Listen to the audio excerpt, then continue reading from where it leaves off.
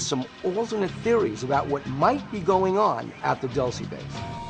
In 1990, I brought a Japanese television crew right here in Dulce. We wanted to know what was going on.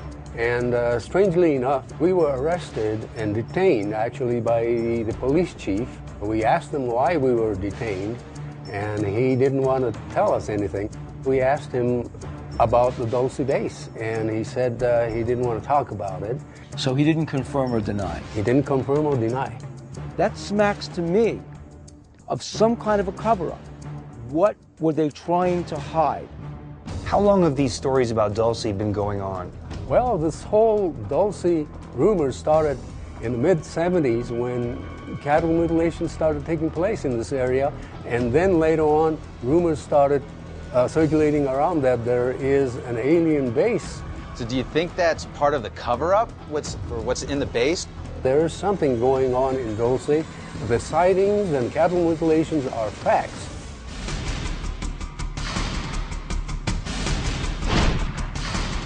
We're on our way for a meeting with Gabe Valdez, a retired New Mexico State police officer.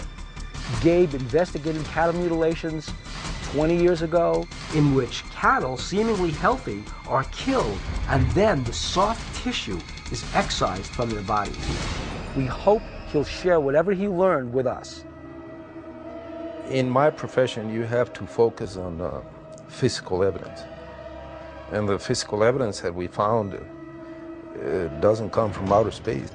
Can you tell us what you found? Gas masks, monitoring instruments, radar shaft, and helicopter activity. Finally, something tangible, and from a New Mexico State trooper, no less. This is a story from Dulce that I can get behind. What I found out, they were coming in marking the cattle ahead of time, and then later on they'd hit him with a tranquilizer, and then they'd take the lymph nodes out of it. The lymph nodes were consistent from each mutilation case. Then they would take more stuff out to kind of confuse people. And what about this argument that it's just coyotes or ants or some wild animal that's killing the cattle? Coyotes don't wear gas masks. They're doing testing on cattle, and it's very apparent because he's found evidence. He has tangible things such as a gas mask, glow sticks, some sort of devices. It points to humans, not aliens. Were your people able to ever figure out what this research is about? We suspect that it's not disclosable. It's not the extraterrestrials, Gabe said. It's us. But who? The government? The military? Some unknown shadow government organization? Gabe wouldn't tell us. Who would be keeping this a secret? Well, because of the consequences. Gabe said the consequences would be too dangerous. We were taking pictures of a lot of helicopter activity in the area. These were just taken 10 days ago.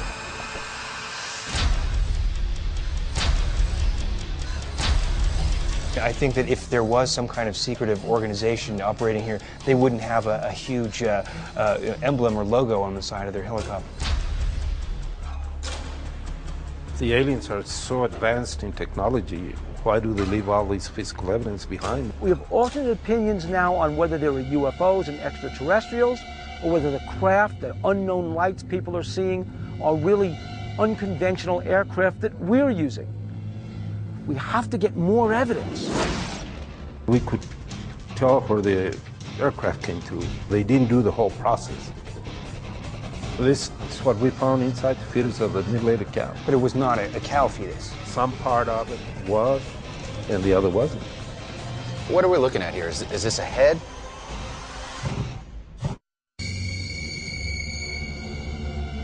The cow where it was mutilated, whole inside is gone, cleaned out.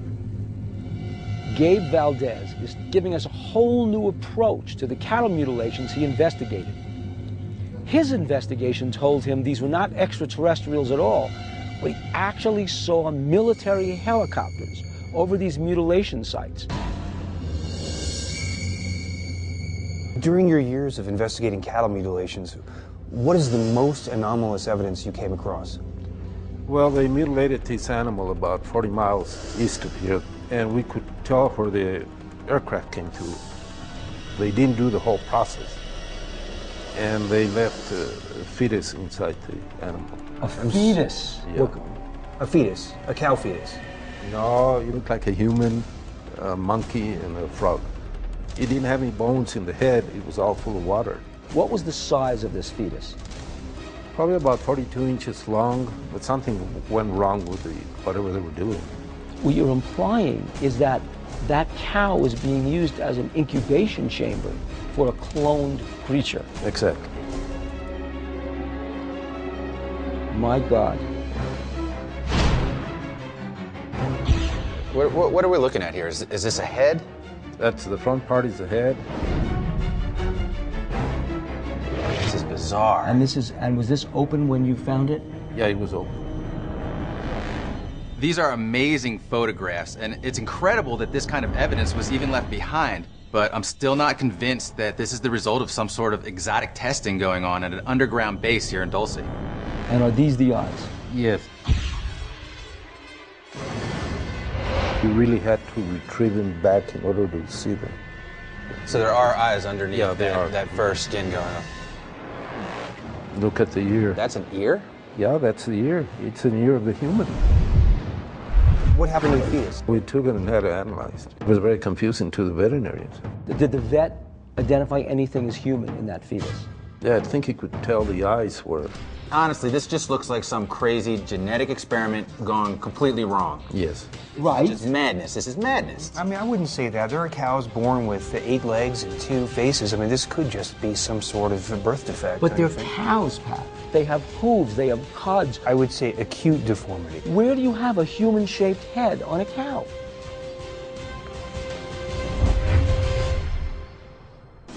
Well, the fetus photos were horrifying. This was definitely some kind of a monstrosity. I can't say for a fact whether this is the result of some kind of genetic hybrid experiment or merely a genetic mutation, maybe even just a birth defect. What Gabe is telling us says that there's a lot going on here that would require some sort of facility to operate out of. If that's the case, Dulce, New Mexico is still a prime candidate for this underground base, and I still want to find it. There was a whole busload of kids that morning, and we all saw it. I remember little kids were screaming. The little girls were rushing to the head of the bus, and they were holding onto the cloak of the priest. I couldn't believe my eyes. I was looking at a flying disc. My name is Darren Vigil Gray, and I've seen a UFO come from the area of Archuleta Mesa. We're here at the base of Archuleta Mesa to meet with archaeologist Garth Baldwin to discuss the geological makeup of the mesa and see if it's even possible that an underground base could be built here. Garth, we're here at the base of the Archuleta Mesa, inside of which there's reputed to be a top secret base for genetic engineering. I guess the question for all of us is, what kind of engineering would it take to have created such a base inside the earth? Can you tell us about the rock formations and what kind of rock we're dealing with? Up on the mountain where you do find soil, it's between 1 foot and less, and then it's just bedrock. The upper strata up there that you can see exposed is a columnar basalt.